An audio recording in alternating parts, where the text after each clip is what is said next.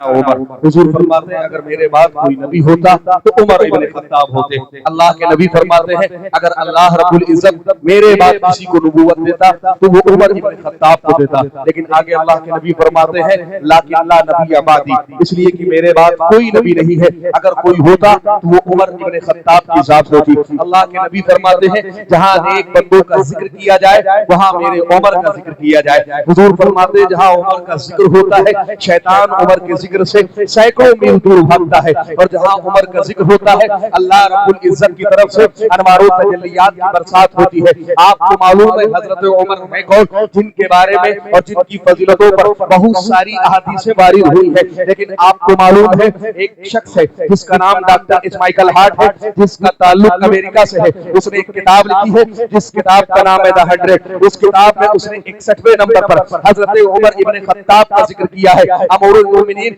हजरत उमर इब्न Khattab के जिक्र को करते हुए डॉक्टर इस्माइल हार्ट ने लिखा है, उसने कहा है उमर इस्लाम का ऐसा खलीफा हुआ है अगर उमर 10 साल और दुनिया में रह जाता तो डॉक्टर इस्माइल हार्ट लिखता है लोगों दुनिया में सिर्फ एक मजहब होता और उस मजहब का नाम मजहब इस्लाम होता।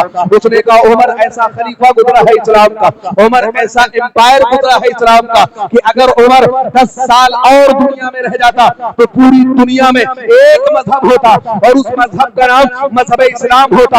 आपको मालूम है हजरत उमर की जात का नाम है, आपने 10 साल पूरी दुनिया में हुकूमत की है और 10 साल में आपने 1000 से ज्यादा शहर फतेह किए हैं। आपकी 10 साल हुकूमत में 400 से ज्यादा जामा मस्जिदें बनी है। तो जरा आप गौर करें कि जिस खलीफा की जिंदगी में और जिनकी सल्तनत में और जिनकी हुकूमत में 1000 से ज्यादा शहर फतेह हुए हो और 3 बर्रे आजमों पर इस्लाम की हुकूमत रही हो और 400 से ज्यादा मसाजिद तामीर हुई हो तो उनकी दौरे हुकूमत में मुसलमान कितने बने होंगे। इसलिए कि उमर वो है जिनके बारे में अल्लाह के नबी ने फरमाया था कि जब बाप मरता है तो बेटा रोता है और जब बेटा मरता है तो बाप रोता है। हुजूर ने फरमाया था वो मजहब इस्लाम उस वक्त रोएगा जब दुनिया से मेरा उमर अल्लाह अल्लाह। आपको मालूम है उमर की जात का नाम है, हजरत अली फरमाते हैं उमर वो है कि जिनकी हुकूमत हवाओं पर है। आप फरमाते हो उमर वो है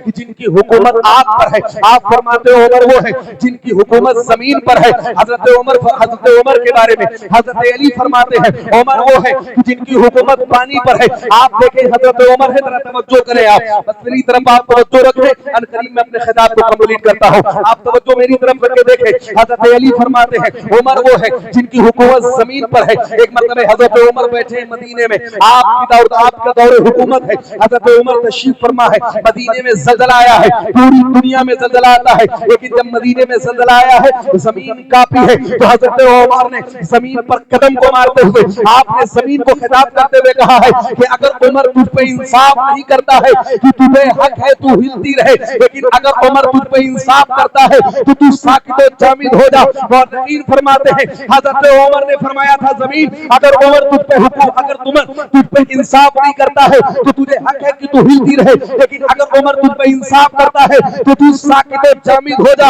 आप तारीख उठा के देख लीजिए 14 सदियां गुजर गई है, आज पूरी दुनिया में ज़ल्ज़ला आता है लेकिन कभी मदीने में ज़ल्ज़ला नहीं आया है। इसलिए कि उमर ने फरमाया था कि जमीन साकित हो जा। आज पूरी दुनिया में ज़ल्ज़ला आता है लेकिन कभी मदीने में ज़ल्ज़ला नहीं। नारे तकबीर, नारे रिसालत, मुस्लिके आला हज़रत खलीफे मुस्तफा कुर्से निज़ामे मिल्लत मज़हब इस्लाम।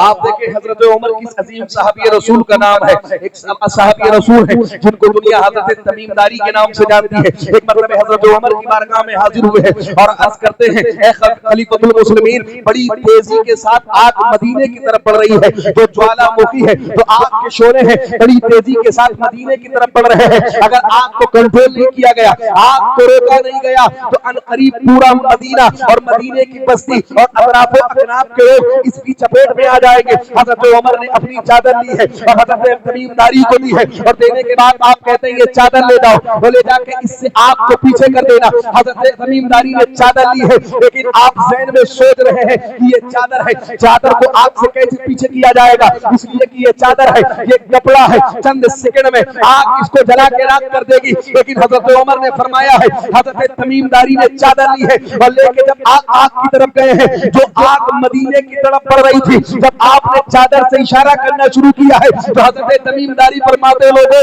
आग चादर को देख करके इस तरह पीछे हो रही थी कि जैसे चाबुक को देख करके कोई शरीर जानवर भागता है। हजरत तमीमदारी फरमाते लोगों, उमर वो है कि जिसको अल्लाह ने आग पे हुकूमत बख्शी है। जरा आप गौर कर ले, आज दुनिया नबी के इख्तियार पे बात करती है, आज दुनिया नबी के मोजज़ात पे बात करती है, आज दुनिया नबी के तसव्वुरात पे बात करती है, हुजूर की बात तो बहुत दूर है। आप देखें, हुजूर के गुलाम है हजरत उमर, लेकिन अल्लाह ने आपकी चादर में वो तासीर दी है कि चादर को आग से पीछे किया, आग को चादर से पीछे किया गया है और आग इस तरह पीछे हुई है कि जैसे चाबुक को देख के शरीर जानवर पीछे भागता है। हजरत अली फरमाते लोगों, एक मर्तबे में हजरत उमर की बारगाह में था, हजरत उमर ने अपनी आंखों को बंद किया है और कहते हैं या सारिया अल जबल, आप फरमाते हैं या सारिया अल जबल, आपने 3 मर्तबे फरमाया।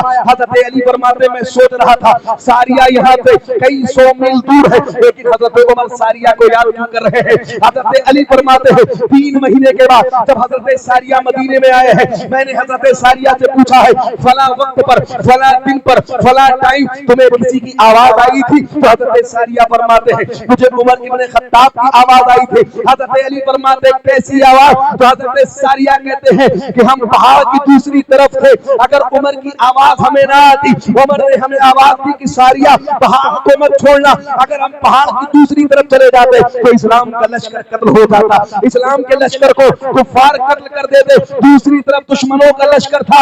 हजरत अली फरमाते हैं उमर मदीने में है, लेकिन अल्लाह ने उमर को हवाओं पे हुकूमत बख्शी है। यहाँ से उमर ने सारिया को आवाज दी है, अल्लाह ने उनकी आवाज को सैकड़ों मील दूर पहुंचा। वाह वाह वाह वाह, सुभान अल्लाह सुभान अल्लाह। देखे हजरत उमर, आखिरी बात, अल्लाह ने आपको हुकूमत बख्शी है पानी पर। आपको मालूम है कि जिस वक्त इजिप्ट फतेह हुआ है, जिस वक्त मिस्र फतेह हुआ है, और जब मिस्र में इस्लामी हुकूमत हुई है, मिस्र का कायदा ये था, वहां का कानून यह ये था, वहां का रहन सहन और चलन ये था कि जब दरियाए नील सूखता था, जब तक किसी कुमारी लड़की की बलि न दे दी जाए, उसको उस दरिया में डाल न दिया जाए, जब तक उसे वहां मौत के घाट न उतार दिया जाए, जब तक दरियाए नील चलता नहीं था। जरा तवज्जो करें आप, जब हजरत उमर की हुकूमत हुई है, मिस्र फतेह हुआ है, वहां के लोगों ने वहां के गवर्नर से कहा है कि जब तक लड़की को दरियाए नील में डाला ना जाए, कुंवारी लड़की को, तब तक दरियाए नील जारी और सारी नहीं होता है, तब तक दरियाए नील चलता नहीं है। हजरत उमर की बारगाह में वहां के खलीफा ने खत लिखा है, वहां के जो बादशाह है इस्लामी हुकूमत के, उन्होंने खत लिखा है कि यहाँ का मामला ये है कि जब दरियाए नील सूख जाता है उस वक्त चलता नहीं है, जब तक उसमें कुंवारी लड़की की बलि न दे दी जाए। हजरत उमर की बारगाह में जब खत पहुंचा है, आपने खत लिया है और खत को पढ़ने के बाद आपने दूसरा खत तहरीर किया है, आपने लिखा है बिस्मिल्लाहिर्रहमानिर्रहीम और नीचे आप लिखते हैं उमर इब्ने खत्ताब का खत दरियाए नील के नाम। आप लिखते हैं दरियाए नील अगर तू अल्लाह के हुक्म से बहता है तो जारी हो जा, अगर तू अल्लाह के हुक्म से नहीं बहता है तो तुझे तुझे कोई जरूरत नहीं है। सहाबा फरमाते हैं हजरत उमर ने खत लिखा है, नीचे ये पैगाम लिखा है कि इसको दरियाए नील में ले जाके डाल देना। जब खत को ले जाया गया है, दरियाए नील में डाला गया है, दरियाए नील चला है और इस तरह चला है कि आज 1450 सदियां बीत गई है, लेकिन दरियाए नील जारी और सारी है। जरा आप तवज्जो करें, इंसान को खत लिखता है, आम इंसान को खत लिखता है, लेकिन अगर कोई दरियाओं को खत लिखते तो वो साथ है उमर इब्ने खत्ताब की। मेरा इमाम कहता है ये शान है खिदमतगारों की, सरकार का आलम क्या होगा। इसीलिए मैं आपसे मुल्तमिस हूँ, आपसे गुजारिश करता हूँ कि उमर इब्ने खत्ताब की जिंदगी को आप पढ़ें। बस आखिरी बात पेश करके मैं रुखसत होता हूँ। यही उमर इब्ने खत्ताब है, आप देखें ये तो हुजूर को कत्ल करने के लिए आए थे, चले थे अल्लाह के नबी को कत्ल करने। आपको मालूम है हजरत उमर है कौन, जिन पर जब भी मेरे नबी की नजर पड़ती थी आप अल्लाह की बारगाह में ये दुआ करते थे, ऐ अल्लाह रब्बुल इज्जत उमर इब्ने खत्ताब को ईमान की दौलत नसीब फरमा दे। आपको मालूम है हजरत उमर पहुंचे खाने काबा के सामने, अबू जहल बैठा है खाने काबा के सामने, उतबा और शैबा बैठा है खाने काबा के सामने। अबू लहब बैठा खाने काबा के सामने। जब हजरत उमर पहुंचे हैं, अबू जहल ने हजरत उमर से कहा, उमर तुम्हें मालूम है कि इस्लाम बड़ी तेजी के साथ बढ़ रहा है, तुम्हें मालूम है कि इस्लाम पूरे मक्के में फैल चुका है, और करीब अगर इस्लाम को रोका न गया तो यही इस्लाम पूरी दुनिया में फैल जाएगा। हजरत उमर ने फरमाया किया क्या जाए? तो अबू जहल ने कहा, उमर अगर इस्लाम को रोकना है तो माशअल्लाह तुम्हें बानी इस्लाम को कत्ल करना होगा। हजरत उमर ने कहा करेगा कौन? तो अबू जहल ने कहा, उमर पूरे अरब में तुमसे ज्यादा ताकतवर कोई नहीं है, तुमसे ज्यादा इस वक्त कुफार और मुशरिकीन में शान और शौकत वाला कोई नहीं है, अगर तुम चाहो तो मोहम्मद अरबी को माशअल्लाह कत्ल कर सकते हो। और यकीन फरमाते हैं हजरत उमर निकले हैं, हाथ में आपने तलवार ली है, और अरब का ये दस्तूर था। आज भी अरब की गर्मी आप देख ले, वहां का दर्जा हरारत पूरी दुनिया में आप देख ले टॉप पर रहता है। आज भी वहां शिद्दत की गर्मी होती है। उस दौर में जब एयर कंडीशन चीजों का इंतजाम नहीं था, एयर कंडीशन सवारियों का इंतजाम नहीं था, जब लोग वहां चला करते थे तो दीवार के साए में चला करते थे, छांव में चला करते थे। लेकिन हजरत उमर जब निकले हैं आज, तो आप पर इतना गुस्सा, आपको इतना गुस्सा है, आपको इतना जलाल है कि आप सड़क के बीचों बीच चल रहे हैं, हाथ में तलवार है। रास्ते में एक साहब रसूल से मुलाकात हुई है, और रहीम फरमाते हैं ये अभी तक ईमान नहीं लाए थे, लेकिन ये ईमान लाए थे, लेकिन आपका ईमान अभी किसी पर जारी, किसी पर आपका ईमान आया नहीं हुआ था, किसी को मालूम नहीं था कि ये ईमान ला चुके हैं। उस साहबी रसूल से जब हजरत उमर की मुलाकात हुई है, उन्होंने हजरत उमर को रोका है, और रोकने के बाद पूछा है उमर कहाँ का इरादा है? तो हजरत उमर कहते हैं कि माशअल्लाह मैं बानी इस्लाम को कत्ल करने जा रहा हूँ। तो वो साहबी रसूल कहते हैं उमर तुम बानी इस्लाम से बाद में निपटना, पहले अपने घर की खबर ले लो। जिस इस्लाम को मिटाने के लिए तुम निकले हो वो इस्लाम तुम्हारे घर में दाखिल हो चुका है। हजरत उमर अब पलटे हैं, आपका गुस्सा तो अल्लाह के नबी की साथ पर था, अब अपने बहन और बहनोई की तरफ फिरा है। आप गए अपनी बहन के घर, और जाकर के आपने घर के बाहर दस्तक दी है। जब आपके बहनोई ने दरवाजा खोला है, हजरत उमर ने मारना शुरू किया है,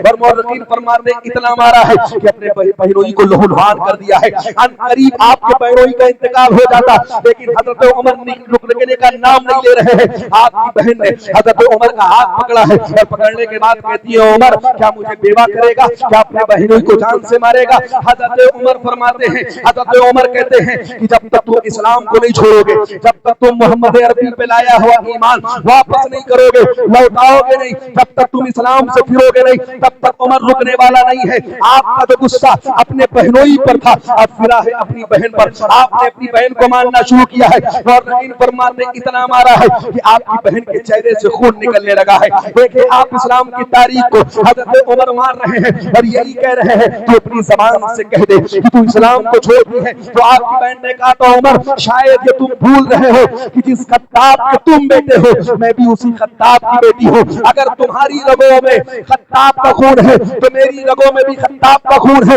अगर तुम उमर इब्ने खत्ताब हो तो मैं फातिमा बिन्ते खत्ताब हूँ। ऐ उमर तुम मेरी जान तो ले सकते हो, लेकिन मोहम्मद पे लाया हुआ ईमान नहीं ले सकते हो। कोई आपकी बहन ने कहा था उमर तो जान मांगोगे तो जान देंगे, तो माल मांगोगे तो माल देंगे, मगर उमर ये हमसे ना हो सकेगा कि नबी का जाहो जलाल देंगे। हजरत उमर ने जब अपनी बहन के ये इस्तिकामत को देखा है, इस साबित कदमी को देखा है, तो आपने अपनी बहन से पूछा है तू वही है जिसकी कभी ज़बान उमर के सामने चलती नहीं थी, तो कभी उमर के सामने निगाहें उठा के बात नहीं करती थी, आज तुझे क्या हो गया है? तो आपकी बहन ने कहा उमर जब से मैं ईमान लाई हूँ सिवाय अल्लाह के कायनात में मेरे दिल में किसी और का डर नहीं है। हजरत उमर फरमाते हैं आखिर इस्लाम में ऐसी चाशनी क्या है, आखिर तुम किस चीज की तिलावत कर रही थी? तो आपकी बहन ने कहा उमर हम कुरान की तिलावत कर रहे थे। हजरत उमर ने कहा कुरान को मेरे सामने लाया जाए। आपकी बहन ने कहा उमर कुरान को नापाक इंसान नहीं छू सकता है। हजरत उमर ने गुस्ल किया है, और जब कुरान पर आपकी नजर पड़ी है,